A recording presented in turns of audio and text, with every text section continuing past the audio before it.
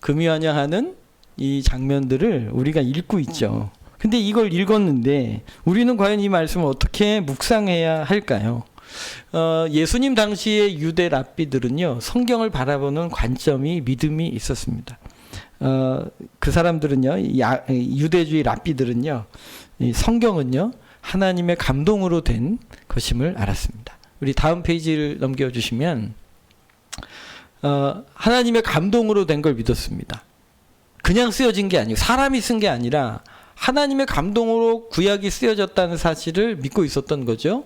그리고 성경은요, 모든 인생, 뭐 김씨랑 결혼해라, 뭐 김씨랑 사업해라, 뭐 그런 얘기가 구체적으로 나와 있지는 않지만 모든 인생을 향한 하나님의 전체 진리가 이 성경에 기록되어져 있다고 믿었습니다. 그리고 성경을 우리가 지금 문자적으로 읽어서 내용을 파악했잖아요. 근데 성경은 문자적인 의미뿐 아니라 이 안에 함축되어 있는 하나님의 마음이 있다는 사실을 믿었습니다. 그래서 성경은 해석하는 과정이 필요했고, 성경을 해석을 했다면 반드시 삶에 적용해야 한다고 믿었죠. 예수님께서 당시 랍비라고 부르심을 입었습니다. 예수님도 마찬가지입니다. 예수님도 성경을 하나님의 감동으로 된 책으로 말씀하고 계십니다. 우리 마가복음 12장 36절 말씀입니다. 다윗이 성령에 감동되어 친히 말하되 주께서 내 주께 이르되 내가 내 원수를 내 발 아래 둘 때까지 내 우편에 앉았으라 하셨도다 하였느니라. 예수님께서 시편을 언급하시면서 뭐라고 말씀하셨냐면 다윗이 성령의 감동이 되어 말했다. 그러니까 여러분, 구약은, 우리가 들고 있는 이 성경은요, 하나님의 감동으로 된 책임을 믿으시기를 바랍니다. 그리고 예수님께서 이 율법의 말씀을 귀히 여기셔서 내가 이 율법을 폐하러 온 것이 아니라 뭐하러 오셨다고요? 완전하게 하려고 오셨다고 말씀하시죠.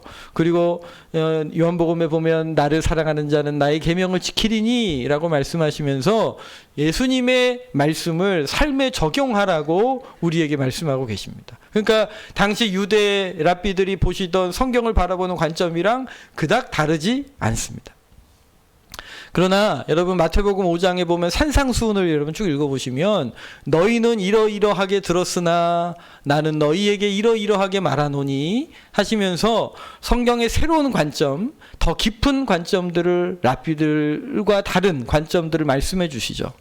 근데 더 충격적인 것은 예수님께서 이 성경을 해석하실 때에 자기 중심적으로 해석을 하고 계시다는 거예요. 그러니까 이 감동으로 된 이 성경이 누구를 향하여 쓰여진 거라고요?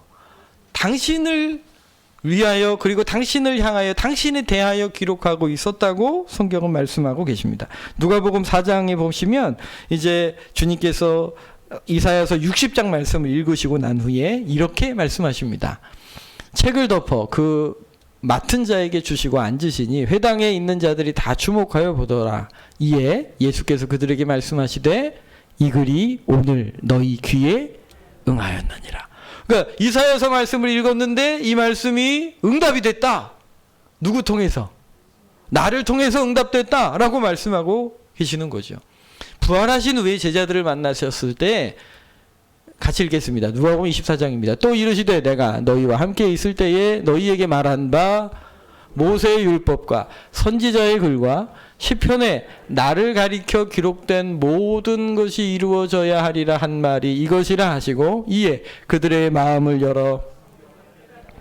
할렐루야. 여러분, 성경을 우리가 읽고 우리가 성경을 묵상하고 있습니다. 그런데 이 성경이 누구에 대해 기록하고 있는 거라고요? 예수 그리스도에 대하여 말씀하고 계신 것이고 예수님을 통하여 이 말씀이 성취되고 있다는 겁니다. 할렐루야.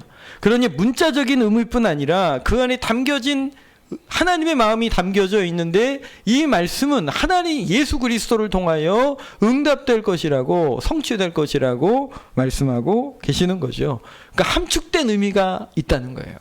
오늘 우리가 야곱의 가족들이 이제 장례를 위하여 돌아올 때 이렇게 막 영광스러운 모습으로 돌아오고 있는 모습을 보았습니다. 그런데요, 이 말씀을 기록하실 때 그냥 이 사실만 기록한 것이 아니라 이 안에 하나님의 마음이 담겨져 있다는 거죠. 이런 장면이 몇 군데 이렇게 성경에 있어요. 우리 열왕기하 15장 31절에서 34절까지 말씀입니다. 여러분 이제 열왕기 하, 역대 하를 보시면 마지막에 어떻게 끝나냐면 바벨론에 의하여 이스라엘이 완전히 망한 것으로 끝납니다. 망했는데 그 맨 뒤에 몇 구절 더 이렇게 툭 껴놓으셨어요. 이게 이제 이 구절인데요. 같이 한번 읽겠습니다.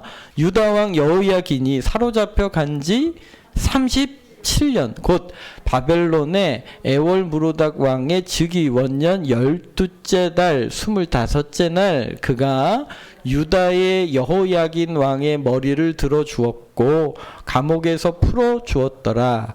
그에게 친절하게 말하고 그의 자리를 그와 함께 바벨론에 있는 왕들의 자리보다 높이고 그 죄수의 의복을 갈아 입혔고 그의 평생 동안 항상 왕 앞에 먹게 하였으며 그가 날마다 쓸 것을 바벨론의 왕에게서 받는 정량이 있었고 죽는 날까지 곧 종신토록 받았더라. 여러분 바벨론에 망한 후에 예레미야를 통하여 하나님께서 70년이 차면 회복시켜 주시겠다고 약속하셨거든요. 아직 70년이 안 됐습니다. 그런데 37년쯤 되었을 때에 갑자기 바벨론의 왕이 끌려갔던 여호야긴의 왕을 감옥에서 풀어주고 그리고 다른 왕들보다 더 높이고 그에게 죄수의 의복을 갈아입혀 대우를 더 친절하게 대우해줬다는 구절이 그 망했습니다라고 끝나는 구절 맨 밑에 살짝 들어있는 거죠. 여러분 왜 이게 여기 들어가 있을까요? 절망이 망했습니다. 망해서 끝난 거거든요. 하나님은 70년 후에 회복시켜 주시겠다고 하셨는데 그 기미를 보여주신 거예요. 그러니까 그 창문을 살짝 열어서 내가 이렇게 회복시켜 줄 거야 라고 하나님 소망을 주시는 거죠. 여러분 쥐를 잡아서 이 캄캄한 아주 빛이 들어오지 않는 물이 담겨진 통에 쥐를 딱 놓으면 쥐가 일단 물에 빠지면 어떡하겠어요? 그죠? 살려고 막 이렇게 헤엄을 칩니다. 바등바등 되는데 이 빛이 전혀 들어가지 않는 공간에 들어가면 한 3분도 못 견디고 물에 빠져 죽는답니다. 그런데 똑같은 그 환경에 쥐가 들어갔는데 거기에 바늘로 구멍을 뚫어서 그 바늘 틈 사이로 빛이 한 줄기만 이렇게 싹 들어가도요 몇십 시간을 견딘다는 거예요. 왜 그럴까요? 3분 만에 물속에 빠졌던 쥐는요 빛이 하나도 들어오지 않으니까 얼마에게 수고하다가 그냥 절망한 거예요. 그런데요 한 오락이 빛이라도 들어오면 그게 소망이 되고 희망이 돼서 힘이 생기는 거죠. 여러분 성경을 통하여 성경을 읽는 백성들에게 지금 이스라엘 백성들은 특별히 망해서 완전히 끊어져 버린 상황 속에서 이 구절을 읽을 때 여러분 어떤 생각이 들겠어요? 하나님이 엘리야에게 보여주셨던 그 손바닥만한 구름 같았던 사인인 거죠. 그 사인이 오늘 우리에게 보여지는 거예요. 여러분 그냥 이 요셉이 그냥 금이환영했구나로 끝날 일이 아니고요. 왜 이런 구절이 여기 있을까? 이걸 통해 우리에게 주시고자 하시는 마음이 뭐겠어요? 하나님께서 장차 하나님의 백성들을 향하여 이렇게 회복시키실 소망이 그림이 마음에 있다는 사실을 우리에게 보여주시는 것 아니겠습니까? 사실 창세기 15장 13절에 이미 이스라엘 백성들이 애굽에 가서 노예로서 고난스러운 시간을 통과할 것을 예언하고 계셔요. 창세기 15장 13절입니다. 같이 읽겠습니다. 여호와께서 아브라함에게 이르시되 너는 반드시 알라 내 자손이 이방에서 객이 되어 그들을 섬기겠고 그들을 400년 동안 내 자손을 괴롭히리니 그들이 섬기는 나라를 내가 징벌할지며 그 후에 내 자손이 큰 재물을 이끌고 이거 주님께서 아브라함에게 하신 이야기인데요. 세월이 흘러 정말로 우리 이스라엘 백성들이 400년 동안 종노릇하다가 모세를 통하여 하나님 출애굽 시켜 주셨습니다. 할렐루야. 근데 그냥 나온 게 아니에요. 우리 12장 36절입니다. 같이 읽겠습니다. 여호와께서 애굽 사람들에게 이스라엘 백성에게 은혜를 입게 하사 그들이 구하는 대로 주게 하심으로 그들이 애굽 사람의 물품을 취하였더라. 창세기 15장에 큰 재물을 이끌고 나오리라 얘기하셨거든요. 근데 정말 출애굽하는 장면에서 400년 동안 노예로 살던 이 사람들이 여러분 나중에 광야로 들어가서 성막을 만들지 않습니까? 성막에 각종 보화와 금들이 헌물되는 장면을 보실 텐데요. 여러분 400년 동안 노예로 살던 사람들에게 그런 재물이 어디 있었겠습니까? 출애굽을 할 때 하나님께서 이렇게 얻게 하셨던 거예요. 말씀대로 하신 겁니다. 할렐루야. 그러니까 하나님은 하나님의 백성들을 이렇게 회복시키시고 소성케 하실 마음과 소망이 그 마음속에 담겨 있다는 사실을 믿으시기를 바랍니다. 근데 사실 여러분 역사가 이렇게 끝나지 않는 거 아시죠? 물론 가나안 땅에 들어갔고 왕국이 세워졌고 다윗과 솔로몬 시대에 큰 부흥을 누렸지만 이스라엘 백성들이 계속 하나님께 범죄하고 하나님의 말씀을 어기고 그 자리를 떠나 도망가면서 결국 북이스라엘은 아수르에 의하여 BC 722년에 망하게 되고요. 그리고 남유다도 바벨론에 의하여 522년에 멸망하고 맙니다. 자, 끝났습니다. 네, 끝났는데 586년에 멸망합니다. 586년에 멸망하는데 이제 끝났죠. 끝났는데 근데 하나님은 안 끝났어요. 하나님은 안 끝나셨어요. 그래서 우리 이사야서 49장 22절 말씀입니다. 우리 같이 한번 봉독하시겠습니다. 이사야서 49장 22절 말씀입니다.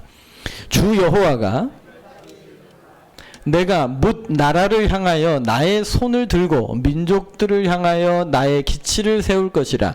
그들이 내 아들들을 품에 안고 내 딸들을 어깨에 메고 올 것이며 왕들은 내 양부가 되며 왕비들은 내 유모가 될 것이며 그들이 얼굴을 땅에 대고 내게 절하고 내 발에 티끌을 핥을 것이라. 내가 나를 여호와인 줄 알리라. 나를 바라는 자는 수치를 당하지 아니하리라. 망했습니다. 내가 죄를 지어 망했습니다. 이스라엘이 망해져 있습니다. 그런데요, 하나님은 안 끝났어요. 하나님께서 이사야 선지자를 통하여 말씀하시는 거죠. 그들이 너를 핍박했던 사람들이 내 아들들을 품에 안고 돌아올 거고 내 딸들을 그 어깨에 메고 돌아올 거다. 왕들은 너의 양부가 되고 양비들은 내 유모가 되며 그들이 내 얼굴을 땅에 대고 내게 절하고 내 발에 티끌을 핥게 될 것이다. 지금 망해 있는 이스라엘 사람들이 이러고 있었거든요. 노예로서. 그런데 하나님께서 그것을 역전시켜 회복시켜 주실 소망이 그림이 하나님의 마음에 담아져 있었던 거예요. 이 일이 성취될 거고 그걸 통해 너희는 나를 여호와인 줄 알게 될 것이다. 할렐루야. 나를 버리는 나를 바라는 자는 수치를 당하지 아니하리라. 할렐루야. 여러분 이게 주님의 마음이십니다. 하나님의 마음이십니다. 여러분 이 하나님의 그림, 하나님의 마음속에 담겨진 이 소망의 그림들이 우리들에게도 보여지시기를 예수님 이름으로 축복해요. 이사야서 60장 14절입니다. 같이 읽겠습니다. 너는 너를 괴롭히던 자들은 자손이 몸을 굽혀 내게 나오며 너를 멸시하며 모든 자가 내 발 아래 엎드려 너를 일컬어 여호와의 성읍이라 이스라엘의 거룩한 이의 시온이라 하리라. 전에는 내가 버림을 당하며 미움을 당하였으므로 내게로 가는 자가 없었으나 이제는 내가 너를 영원한 아름다움과 대대의 기쁨이 되게 하리니 내가 이방 나라들의 젖을 빨며 뭇 왕의 젖을 빨고 나 여호와는 내 구원자 내 구속자 야곱의 전능자인 줄 알리라. 할렐루야. 괴롭히던 자들이 너에게 몸을 굽혀 절하게 될 거고 너를 멸시하던 자들이 너의 발 앞에 엎드리게 될 거고 내가 너를 들어 존귀하게 할 것이다. 할렐루야. 갑자기 막 누가 막 생각나는 분들이 계실지도 모르겠는데 그냥 속으로만 생각하세요. 저는 개인적으로 굉장히 이제 청년 때에 굉장히 우울증이 좀 심했습니다. 심해서 그냥 있으면 굉장히 부정적인 생각이 막 제 가슴에 막 이게 가득 차는 거예요. 저를 막 누르고 눌러서 살아갈 게 막 정말 죽겠는 거예요. 진짜 이게 말이 죽겠나가 아니라 진짜 죽겠어요. 숨이 턱턱 막히고요. 아침에 눈을 뜨면 일어나야 되잖아요. 근데 일어날 힘이 없어요. 일어날 이유도 없어요. 제가 그렇게 살았어요. 그래서 저는 성경을 왜 읽었냐면 안 죽으려고 읽었어요. 성경을 읽지 않으면 내 영혼이 막 깔아앉아가지고 죽겠는 거예요. 근데 성경을 읽지 않아요. 특별히 이제 오늘 읽었던 이제 저는 이사야서 말씀을 너무 좋아했어요. 그래서 제가 막 마음이 깔아앉고 그럴 때면 성경을 폈어요. 특별히 이사야서에 있는 말씀을 많이 읽었어요. 이사야서에 보면 이런 회복의 말씀들, 약속들이 막 가득 차 있거든요. 이 말씀을 읽을 때마다 이 말씀 때문에 제 영혼이 살아나는 거예요. 막 숨통이 트이는 거예요. 제가 제가 가장 자주 앉는 자리에 붙여놨던 성경 구절이 이 디모데후서 1장 7절 말씀이에요. 내가 너희에게 준 것은 두려워하는 마음이 아니라 사랑과 능력과 근신하는 마음이라. 저는 그냥 있으면 막 두려운 거예요. 두려움, 염려, 근심이 막 제 안에 가득 차 있어서 막 깔아앉는데요. 근데 그 말씀이 제 눈에 가장 잘 띄는 곳에 있었어요. 내가 너에게 주는 마음은 두려워하는 마음이 아니다. 너 두렵냐? 너 염려되냐? 너 근심되냐? 그거 내가 준 거 아니다. 그거 마귀가 주는 거다. 내가 주는 건 사랑과 능력과 근신하는 마음이다. 분별해라. 여러분 감정대로 사시면 안 돼요. 그럼 마귀에게 속아요, 여러분. 오늘 우리는 죄 가운데 부패성이 우리 가운데 있기 때문에 우리의 감정, 우리의 생각, 내 자아의 소리에 자꾸 귀를 기울이시면 우울해집니다. 여러분 내 자아의 소리에 귀를 기울이지 마시고 하나님의 말씀을 내 자아에 선포하시기를 축복합니다. 다윗이 그래서 시편에 보면 내 영혼아 여호와를 찬양하라 그런 구절들이 많이 나오죠. 다윗은 자기의 죄성에서 흘러나오는 자아의 소리에 귀 기울여 우울해지는 것이 아니라 두려워하고 근심하는 것이 아니라 하나님의 약속의 말씀을 그의 영혼에 선언함으로 오히려 명령하고 있는 거죠. 내 영혼아 여호와를 찬양하라. 할렐루야. 여러분 하나님의 말씀이 우리 안에 들어오실 때, 이 약속의 말씀이 우리 안에 들어올 때에, 하나님의 이 구원의 그림이 우리 안에 믿어질 때에 다시 일어날 수 있는 힘이 생기고 의지하여 승리하게 되는 거죠. 어느 집에 남편이 선장이에요. 원양어선을 타는 선장이셨습니다. 뭐 지금이야 이렇게 멀리 있어도 위성을 통해 연락이 되지만 그때는 그냥 나갔다가 들어와야 들어오는 거예요. 뭐 2달, 3달 나가잖아요. 그러면 들어와야 들어오는 거예요. 그러면 집에 있는 부인은요 늘 이 바다가 얼마나 험해요. 사고 나지 않아 어떻게 막 그런 간절하게 조리는 마음으로 늘 그렇게 기도하는데 내가 이렇게 힘이 드니까 아들이 셋이 있었는데 아들은 절대 바다와 관련된 일 안 했으면 좋겠다. 이게 엄마 소원이다. 그렇게 귀가 못이 박히게 얘기를 해도요. 큰 놈이 잘하더니 그 놈도 선장한다고. 둘째 놈도 잘하더니 그 놈도 선장한다고. 셋째 놈도 잘하더니 그 놈도 선장한다는 거예요. 굉장히 너무 마음이 힘들어가지고 어느 날 이제 목사님이 신방을 오셨는데 막 자기 신세 한탄을 남편 하나 조리는 것도 힘들어 죽겠는데 이 아들들이 다 그러고 있다는 거예요. 그랬더니 목사님이 쭉 집안을 둘러보더니 저 그림 때문에 그래요. 그러시는 거예요. 이게 뭐냐면 집 제일 잘 보이는데 그림이 큰 그림이 있는데요. 그 파도 치는 그 파도를 그 멋진 배 하나가 막 그 파도를 막 훑고 지나가는 아주 큰 그림이 있는 거예요. 눈 뜨고 맨날 그 그림만 보고 앉았으니까요. 이제 그게 마음에 들어온 거죠. 야, 나도 배를 타고 저 망망대해를 다니는 그 꿈을 꾸게 되는 거예요. 여러분 마음 안엔 어떤 그림이 있으십니까? 여러분들의 마음에 무엇을 보고 계십니까? 그것이 내 마음을 흐르게 해요. 저는 죽게 생겼을 그때에 하나님의 말씀이 저를 살려주셨어요. 여러분 이 말씀들이 저에게는 그림처럼 다가옵니다. 물론 제가 실제로 뭐 누구의 발을 핥은 그런 경험은 없지만 그러나 아무것도 할 수 없는 그 무기력함 가운데 절망 가운데 부딪혔던 그 순간들 속에 내 인생이 여기서 끝나는 게 아니구나. 하나님이 예수 그리스도를 십자가에 내어주셔서 나를 구원해내신 이 삶은 그냥 전 그때 예수님 믿고 있었어요. 여러분 믿고 있었는데 그렇게 우울했어요. 죽으면 천국 간다고 알고 있었지만 힘들었어요. 두렵고 염려됐거든요. 그런데요 하나님의 복음은 여기서 끝나지 않는다는 거죠. 네가 너를 핍박하던 그 사람들이 도리어 너에게 절하게 될 거고, 제가 뭐 남의 발 티끌을 핥은 적은 없지만 그러나 하나님께서 내 삶에 역전을 일으켜 주실 거라는 약속을 하나님께서 주신 거죠. 예수 그리스도 안에서 이 말씀이 성취되는 거예요. 우리 로마서 10장 10절 말씀입니다. 같이 읽겠습니다. 사람이 의에 이르고 입으로 시인하여 구원에 이르는. 사실 여러분 이 말씀들은요 나의 노력과 수고로 성취하라는 것이 아니에요. 누가 해주시겠다는 거예요? 하나님이 해주시겠다는 거예요. 그래야 은혜지 않겠습니까? 하나님이 해주신 예수님을 통해 이루어진 그 일을 내가 믿고 입으로 시인할 때 우리가 구원을 받는 거죠. 여러분 예수님 믿으시지요? 구원 받으셨지요? 구원받은 백성들에게 주신 약속이 뭘까요? 11절입니다. 성경에 이르되 누구든지 그를 믿는 자는 부끄러움을 당하지 아니하리라. 할렐루야. 이사야서의 말씀처럼 나를 바라는 자는 수치를 당치 아니하리라는 말씀이지요. 여러분 주님의 구원은 오늘 예수 그리스도의 십자가의 구속이 우리 가운데 들어오셔서 우리의 삶을 부끄럽지 않게 하실 거예요. 부끄러움을 당하지 않게 하실 거예요. 오히려 도리어 나를 무시하고 나를 멸시하고 나를 눌렀던 그의 삶을 역전시키셔서 하나님께서 주의 백성들을 존귀하게 할 거라고 말씀하고 계시는 거죠.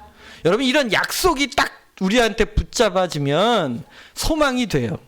그러면 그걸 붙들고 기도하기 시작하는 거죠. 할렐루야. 12절입니다. 유대인이나 헬라인이나 차별이 없음이라 한 분이신 주께서 모든 사람의 주가 되사 그를 부르는 모든 사람에게. 할렐루야. 여러분 우리가 주님께 기도하면 주님은 어떻게 하면 안 들어주실까 그런 분이 아니에요. 우리가 그분을 설득하려고 막 부단히 노력하지 않으셔도 돼요. 오늘 주님을 믿고 의지하여 그분을 부르고 하나님의 약속을 부여잡아 기도할 때에 주님께서 우리의 기도에 부요하게 응답하시는 줄 믿으시기를 바라요. 우리의 구한 것과 생각하는 것에 능이 넘치도록 하시는 분이신 거지요. 하나님의 마음이 그래요. 그냥 요셉이 노예로 끌려가고 있을 때 노예로 끌려가고 있는 그 순간 얼마나 비참했겠어요. 사랑하는 형제들이 팔아버린 거예요. 그 배반감이 얼마나 고통스러웠겠어요. 그런데 노예로 끌려가고 있는 그 순간 하나님은 오늘 우리가 읽었던 이 50장의 장면을 마음에 품고 계셨던 거죠. 지금은 노예로 끌려가고 있지만 내가 어느 날 이 고향으로 너를 금이환영하게 해주겠다. 이 그림을 주님이 품고 계셨던 거지요. 이 그림이 믿음으로 보여지기 시작할 때 우리의 삶을 대하는 태도도 달라지는 거예요. 할렐루야. 그래서 13절에 누구든지 주의 이름을 부르는 자는 구원을 얻으리라 말씀하고 계시는 거죠. 여러분 이 일이요 어디까지 가냐면 천국에 이르기까지 이루시는 줄 믿으시길 바라요. 계시록 말씀해 보시면 주님께서 사도 요한에게 놀라운 장면을 하나 보여주십니다. 7장 9절에 이 일 후에 내가 보니 각 나라와 족속과 백성과 방언에서 아무도 등이 셀 수 없는 큰 무리가 나와 흰 옷을 입고 손에 종려가지를 들고 보좌 앞에 어린 양 앞에 서서 큰 소리로 외쳐 이르되 구원하시며 보좌에 앉으신 우리 하나님과 어린 양께 있다. 아니 모든 백성과 족속과 방언들이 모여서 하나님을 놀랍게 예비하는 장면을 보여주십니다. 그런데 이 장면을 좀 더 구체적으로 보여주시는 게 이제 계시록 4장에 24명의 장로들이 하나님께 예비하는 장면을 보여주셔요. 24장 계시록 4장입니다. 계시록 4장 24장로들이 보좌에 앉음에 이 앞에 엎드려 세세토록 살아계신 이에게 경배하고 자기의 관을 보좌 앞에 드리며 이르되 우리 주 하나님이여 영광과 존귀와 권능을 받으시는 것이 합당하오니 주께서 만물을 지으시니가 만물이 주의 뜻대로 있었고 또 지으심을. 지금 자세히 보시면 여러분 장로들이 지금 어디에 앉아 있었냐? 원래 보좌에 앉아 있었습니다. 여러분 예수 그리스도와 함께 살리심을 입었고 예수님과 함께 일으키심을 받았고 예수님과 함께 안치신 바 되었다고 에베소서에 말씀하고 계시죠. 여러분 하나님 우리가 천국의 자리에 그분의 영광의 보좌에 함께 앉아있는 줄 믿으시길 바랍니다. 하나님 흰 옷을 입었다고 말씀하십니다. 우리가 예수 그리스도의 보혈의 공로를 힘입었고 존귀한 옷을 힘입게 된 것이죠. 그리고 각 사람의 삶에 하나님께서 은혜를 더하셔서 영광의 면류관을 쓰고 있는데요. 그래서 그가 그 보좌에 내려와 엎드려 절하고 그리고 가지고 하나님이 주신 그 영광의 면류관을 드려 주님을 예배하고 있는 장면입니다. 여러분 천국에서도 하나님이 이렇게 존귀하게 하실 준비를 하고 계신 거예요. 여러분 그러니 오늘 이 땅을 사시면서 여러 가지 상황들이 많이 있을지라도 그 상황에 요동하지 않으시기를 축복합니다. 때로는 자존심 상하는 일들도 있고 때로는 내가 원하는 대로 일이 이루어지지 않아서 곤고한 삶도 있지만 그러나 하나님께서 오늘 우리를 향하여 품고 계신 그 소망이 크고 귀하신 줄 믿으시기를 예수님 이름으로 축복합니다. 박종순 목사님께서 우리가 사는 시대를 이렇게 얘기하시더라고요. 우리의 시대는 패배주의가 극성을 떨고 있다. 자살 사이트가 성업 중이고 거기 접속한 젊은이들이 삶을 비관하고 스스로 목숨을 끊고 있다. 삶의 가치와 의미를 상실했기 때문이다. 여러분 요즘 젊은이들이요. 요즘 취업하려고 얼마나 애쓰나 몰라요. 여러분 요즘 취업의 문도 굉장히 닫혀 있고요. 이제 열심히 서류 전형을 준비합니다. 서류를 딱 내요. 그러면 돌아오는 게 불합격. 그런데 무엇 때문에 왜 떨어지는지를 좀 알려주면 모자른 걸 조금이라도 어떻게 좀 채워갈까 이럴 거 아니겠습니까? 그런 거 없어요. 그냥 불합격 통지서만. 그걸 수십 번을 하고 그런 응답을 자꾸 받으면요. 얼마나 마음이 무너져 내리는지 알 수가 없어요. 요즘 젊은이들이 그래요. 뭐 젊은이들만 그래요. 우리 아버님 세대들도 요즘은요, 여러분 자녀들이 이 IMF 전까지는요 부모보다 자녀 세대가 더 부자였어요. 부모보다 자녀 세대가 더 부자였는데 IMF를 지나고 나면서부터는요 자녀 세대가 부모 세대의 도움을 받아야 되는 시절이 되어 버리고 말았습니다. 그러니까 그거 위로는 우리 노모를 책임져야 하고 밑으로는 자녀들까지 책임져야 샌드위치 세대. 그걸 이루어내는, 그러니까 은퇴를 해도 못 쉬는 것이죠. 그런 어려운 세대를 통과하고 있어요. 여러분 이런 어려운 때에 여러분 하나님의 말씀이 우리 앞에 있음을 믿으시기를 바라요. 그냥 어려운 게 아니에요. 어렵다고 끝나는 게 아니에요. 오늘 하나님께서 우리에게 어떤 그림을 가지고 계시는지 예수 그리스도 안에서 발견하시기를 주의 이름으로 축복합니다. 할렐루야. 인생의 대부분 실패만 했던 사람이 있어요.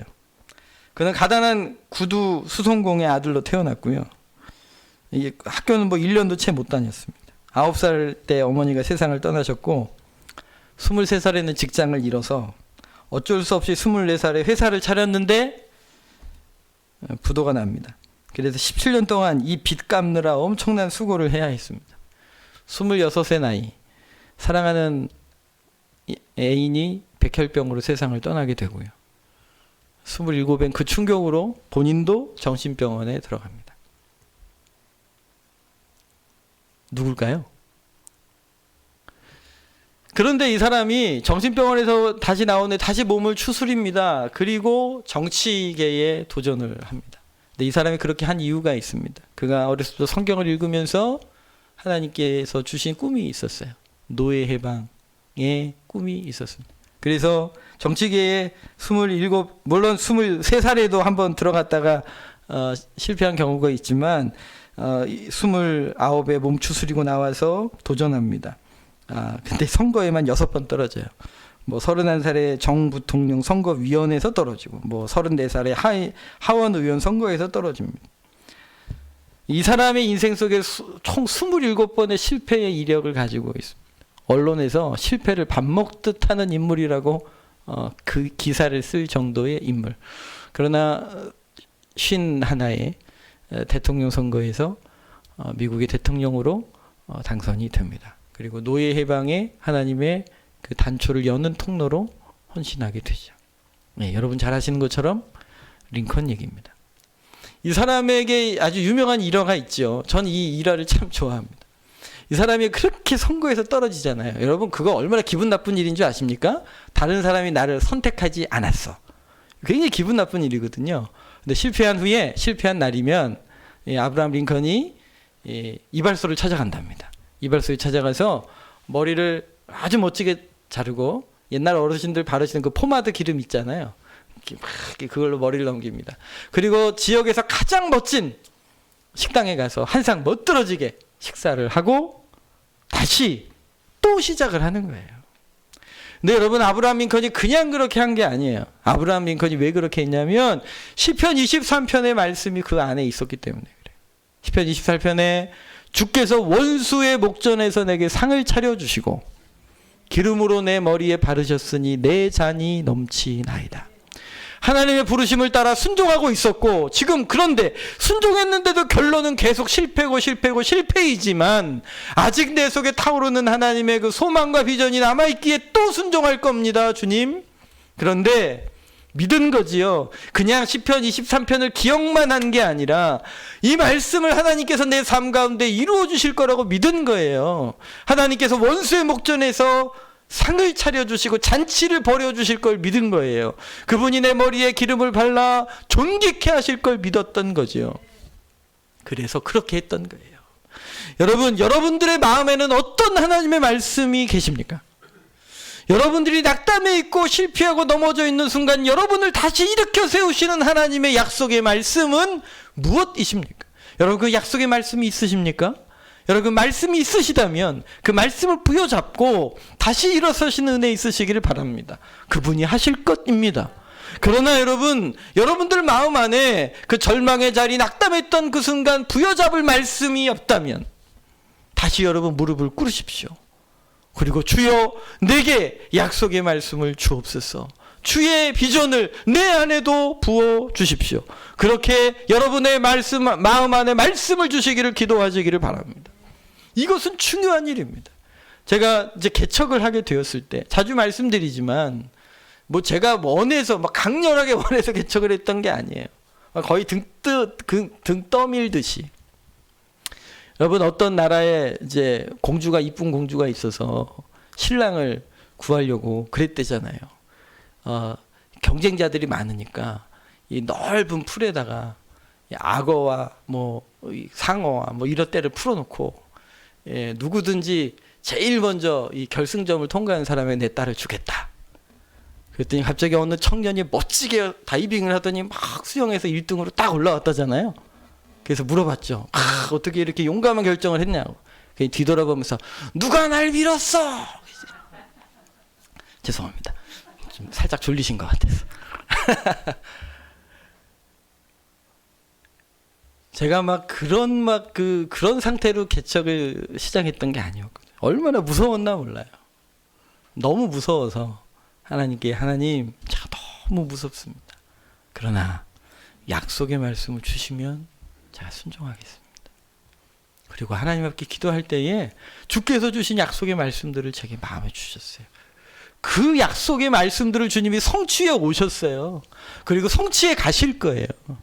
그걸 믿기 때문에 연약한 중에 일어날 수 있는 것이죠. 오늘 다시 한번 우리 속사람을 살피시기를 바라요. 나는 어떤 약속의 말씀을 붙들고 있습니까? 아니, 여러분, 없으시면 오늘 말씀 함께 나누었던 말씀들이 여러분들의 약속이 되시기를 축복합니다. 그리고 그 말씀이 여러분들 마음에 있어서 그 말씀을 붙들고 기도하기 시작하고 기대하기 시작하고 순종하기 시작할 때에 나를 바라는 자들은 부끄러움을 당하지 아니하리라 하신 약속대로 성취될 줄 믿습니다. 할렐루야. 오늘 그분의 말씀 안에서 승리하시기를 예수님 이름으로 축복합니다. 이 시간 우리 같이 한번 기도하실 때에 주여 내 안에 하나님의 마음, 하나님의 그림, 하나님의 약속을 우리 안에 부어 주시옵소서. 그 나라를 꿈꾸게 하시고 그 나라를 소망하게 하셔서 승리하게 해달라고. 아직 그 말씀이 마음속에 없으시다면 하나님, 제가 말씀을 통하여 예배를 통하여 하나님의 약속을 부여잡고 다시금 믿음의 길을 걸어가도록 주여 도와 주시옵소서. 우리 같이 기도하겠습니다.